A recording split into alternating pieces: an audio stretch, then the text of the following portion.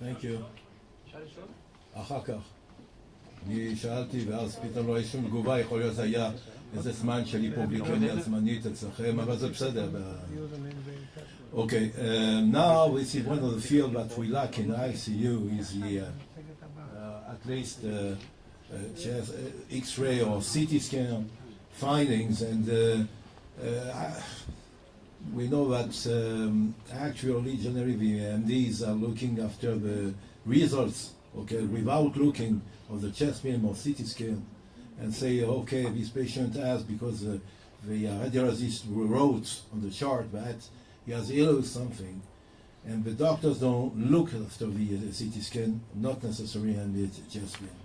It's one of the most important parts of the possibility to understand what's happened to the patient. So we ask the distinguished radiologist from the US. I would like to make this interactive, okay? So I'm going to be showing some images and asking you what you think. Okay, so I have three things. We're going to go over some chest and abdominal plane films, and then we're going to talk about tubes and lines and what happens if they're in the wrong place. And then we will do a little bit of CT, not too much. Okay, this is our first patient. They come to you, they're short of breath, and you're asked to review their chest x-ray. What do you think? We may need to turn the, can we turn the lights down just a touch more? But you won't go to sleep, right? Okay, so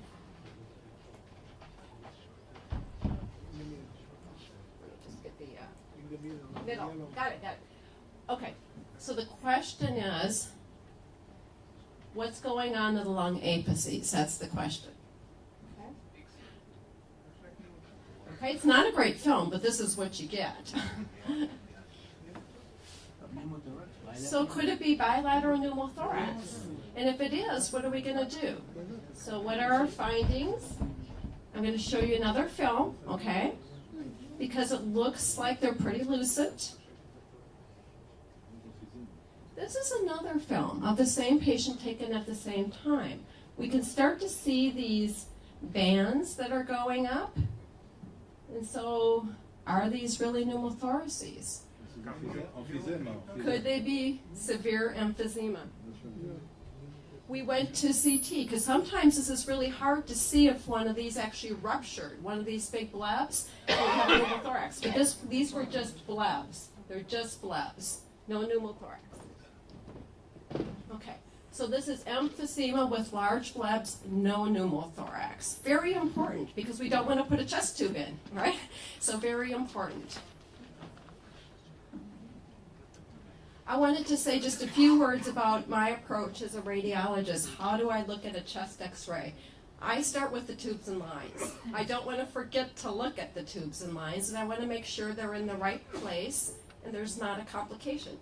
Then I move on to the obvious things like the heart and the lungs, the pleura, the upper abdomen.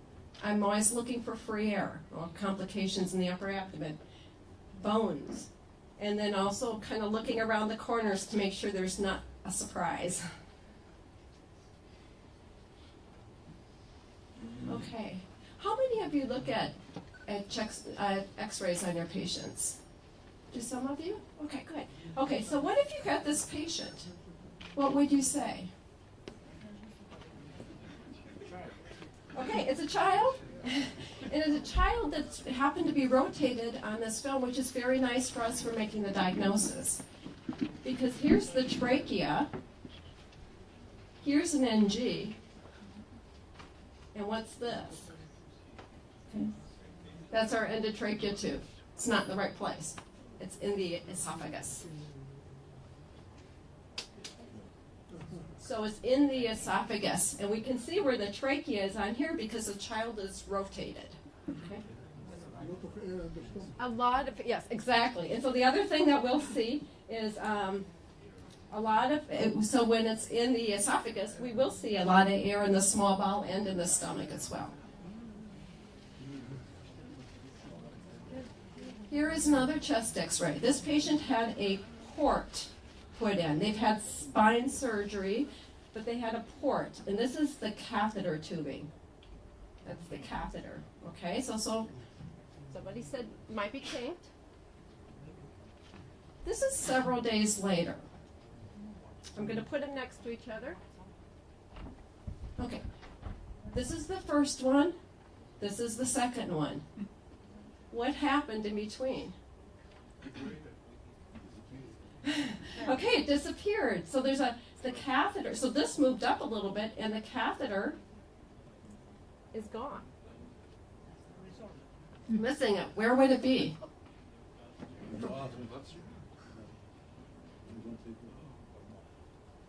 So this was a really large patient, so we had to take a more penetrated film, but you can the catheter is in the heart, and it had broken off, and so radiology was asked, can you go in and take it out? And so it was taken out by by the interventional radiologist. They went in and pulled it out. Okay. This is a feeding tube. This is our question. Is the feeding tube okay? Is the feeding tube okay? So this is a typical film, rotated. We have an endotrachea tube. We do have an NG tube that comes down, but there's something else.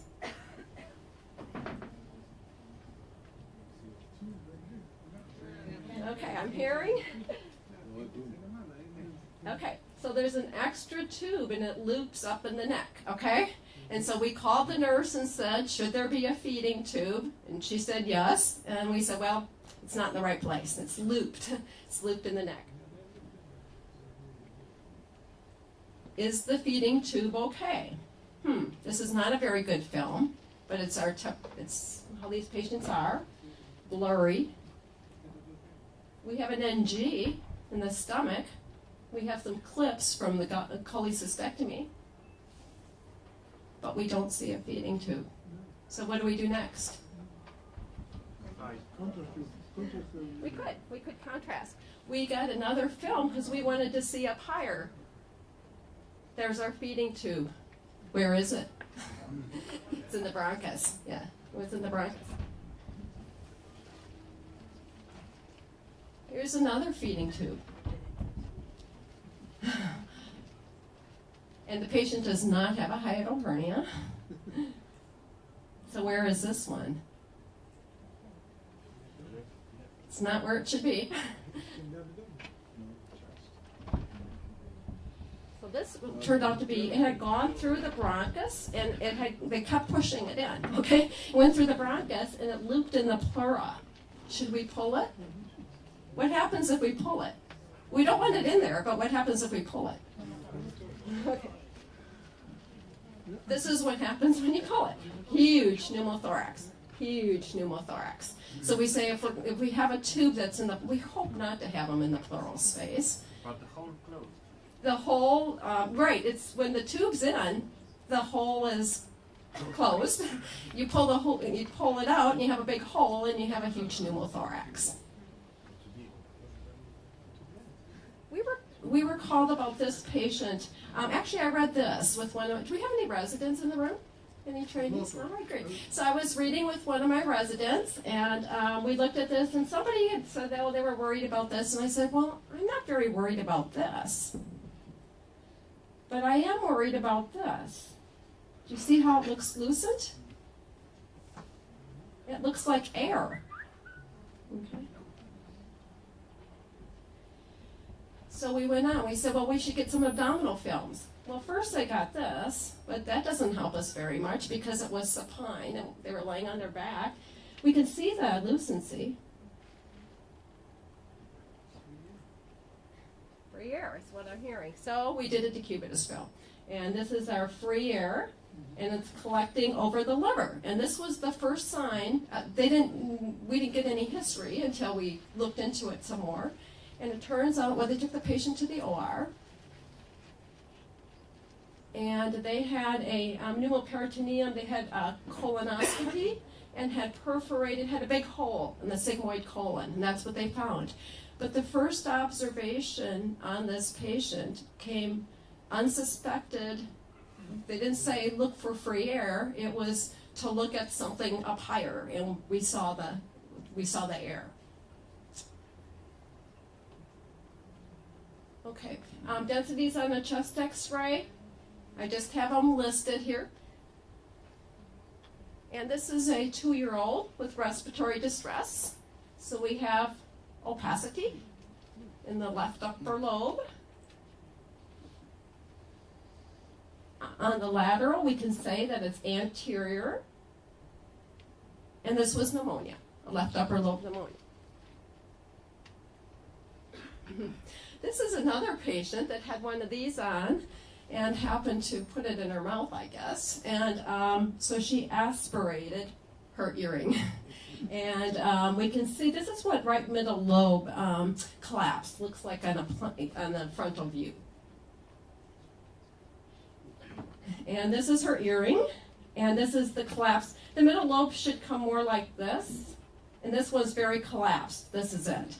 Okay, she had an earring in a way. Wanted to talk a little bit more about atelectasis.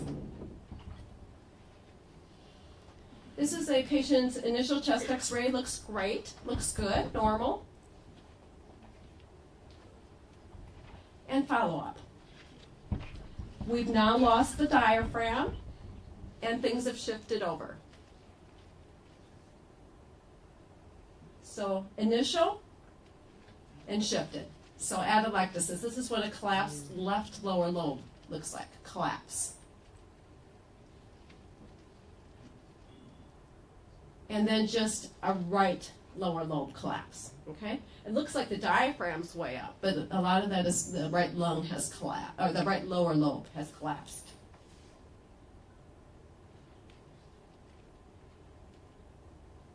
Wanted to now go over how do we tell when we have complete opacification of a hemithorax, how do we distinguish pleural effusion from collapsed lung? Okay, so which one is, okay, so we look for the shift, and I'm hearing you look for the shift. So here, the right side is completely opacified, but everything is shifted to the left. So this is a large effusion.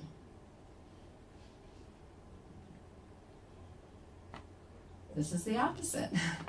The left side is completely opacified, but the trachea and everything is shifted to that same side, okay? And it's really important because every once in a while we have somebody that sees this and puts a chest tube in. That's not the treatment.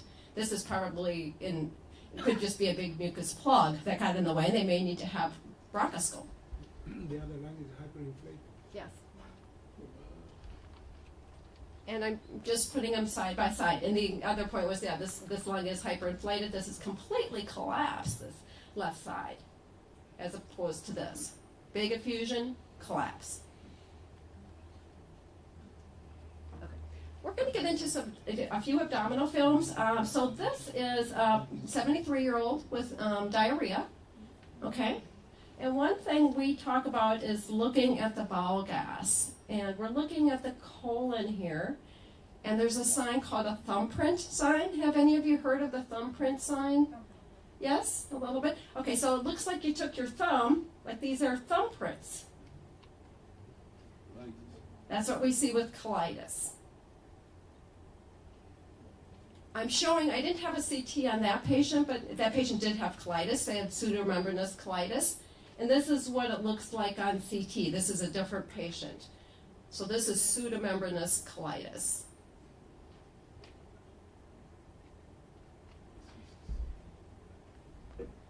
Trauma. We see a lot of trauma. Do you see any trauma? Not here. Not here? Okay. We see lots of trauma.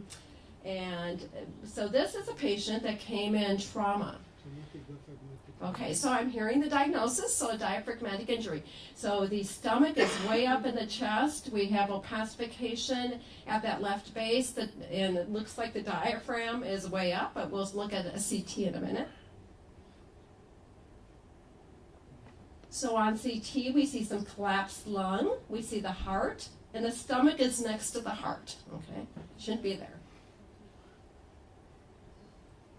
And in this patient, the coronal, the reconstructions are very nice for showing this is actually the hole. So there's the hole in the diaphragm. So this patient goes to the OR to have that fixed. There's most of their stomach, a lot of their stomach is up in the chest. Another trauma has a chest tube. I'm not sure how well this is projecting. Okay, so, oh great, so anterior pneumothorax, so this is what we call that deep sulcus sign. So when the patient's laying flat, you can see all of this. This is actually a huge pneumothorax. This is a CT that was done at the same time. It's a huge pneumothorax, okay? And they can be harder to, if they're smaller, they can be harder to see when the patient is supine. Which is interesting, but it's a low compliance disease of the lungs, because you don't have a shift of the mediastinum on the right side.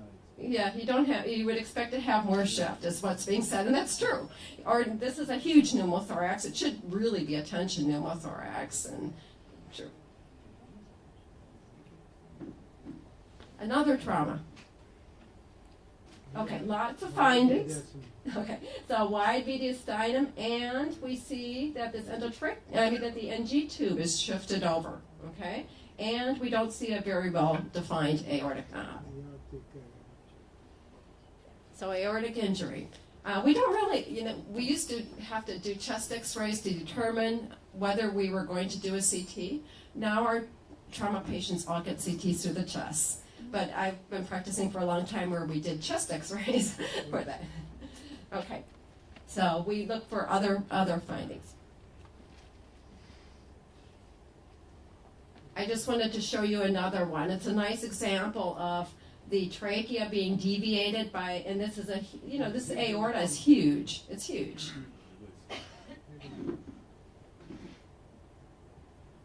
And this is what it looks like when we do a CT. So we can see blood, we can see the trachea shift, the NG is shifted over, and here's our intimal tear. There's our traumatic aortic injury. There's a lot of other findings here too.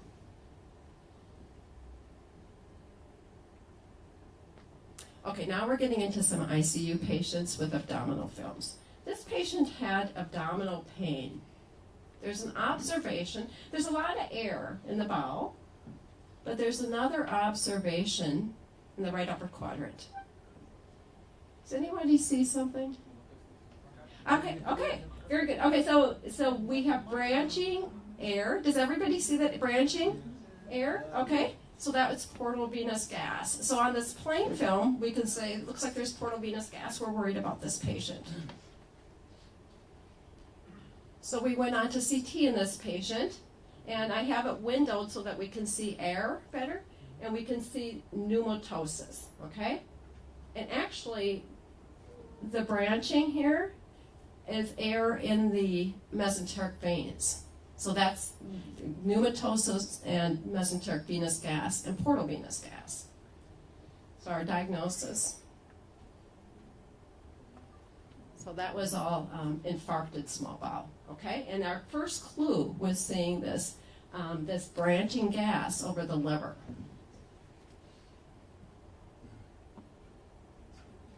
This is a patient that came in. He was pretty sick, and he had, actually, it was interesting because he wasn't thinking right. So they put him in the CT scanner and did a head CT on him, and his head CT was fine. But there's a reason on this film that he tells us why he wasn't thinking right. No gas in the... Okay, so we have this. And this is what caught our eye. We said, this is our colon. There's not much gas in the colon. We have a little bit in the stomach. Here's our colon coming across. But that looks kind of funny. What could that be? Well, it turns out the patient had a liver transplant, a history of a liver transplant. And so we said, well, we're pretty worried about that. And we had some old films, and it wasn't on the old films. So we went to CT, and he had a huge abscess. So he was septic, and that's why he wasn't thinking right. His mentation was not normal, was because he was septic. Okay? It wasn't because there was something wrong with his head. This is a patient that I had actually with one of my residents. We were on call, and my resident was talking to the surgery resident, and they were talking about taking this patient to the OR.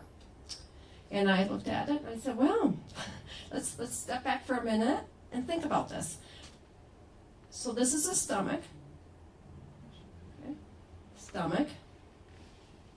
It's huge, and there's something else.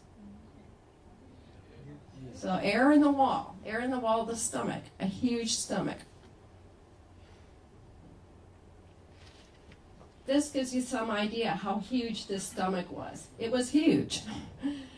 And the stomach has a lot of anastomotic vessels, and it does not infarct. It doesn't undergo infarction very often. But what has been reported is with these really dilated stomachs, there can be a little hole in the mucosa so they can get air in the wall just because it's so dilated. So we talked about it and decided that what needed to happen next was an NG. Needed to go in and see how the patient did and not take the patient to the OR. Okay, don't take them to the OR. So that's what happened. Put an NG down, and this is 2 days later. He did not go to the OR, and actually his stomach is real decompressed now. We can't see air anymore.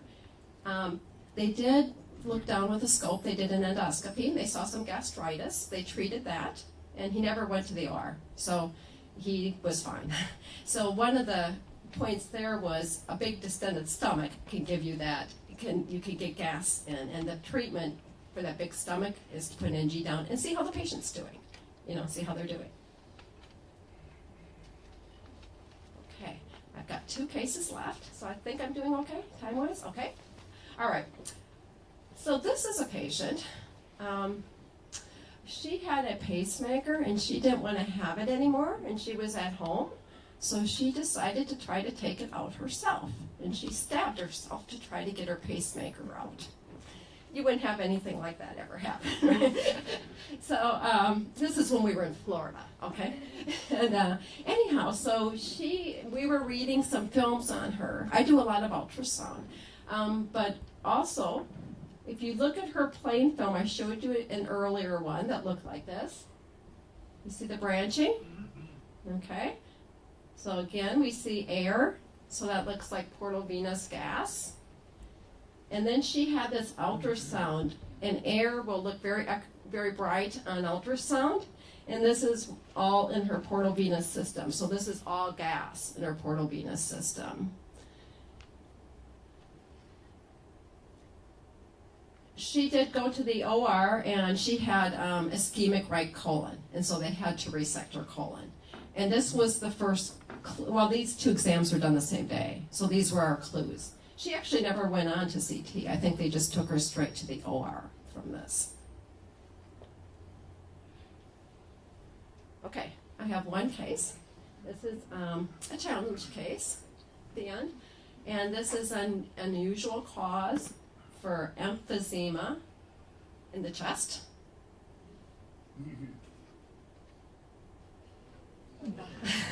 This is a real patient who was in the CT scanner.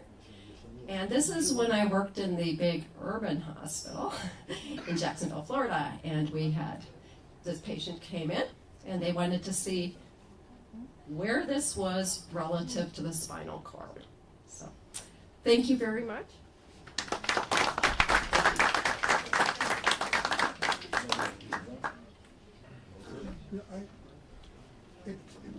All these cases are nice and interesting, special. My question is, in an ICU, a new ICU, who is seeing first the X-ray? The intensivist or the radiologist? How does it work? Yes, and so in ICU, who sees the radiographs first? Is it is it the physicians in the ICU, or is it the radiologist? I think it can go either way. We have in-house, so we have 24 hours, have radiologists in-house, that are dictating, and so it can go either way. Sometimes because we have a list of patients to be going through, so sometimes if there's a patient that's not doing very well, the physician in the ICU might pull up the film first. Sometimes we'll pull it up, we'll read it first. And then if we have a finding that we'll call with urgent findings. So it can go either way. But I think that our ICU, I do give the same type of talk to our critical care anesthesiologists and other physicians that are in critical care environment, and they're very interested. And I mean, they look at a lot of chest X-rays, and I think they become very adept at interpreting chest X-rays. Yeah, okay. Okay. What